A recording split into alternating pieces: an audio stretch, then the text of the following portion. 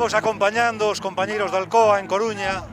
Están recibindo un abandono institucional en torno á súa situación flagrante e, sobre todo, apoyando a Corbacho, o máximo expoñente desta loita. Estamos aquí pola persecución sindical e tamén polos incumplimentos que temos a día de hoxe encima da mesa, que son todos.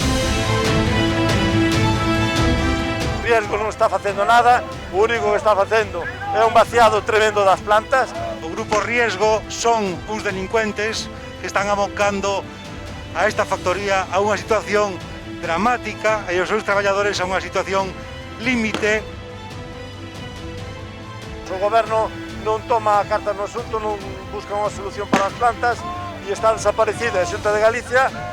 Temos algunha esperanza de que nesa complicidades non estén as administracións tamén implicadas.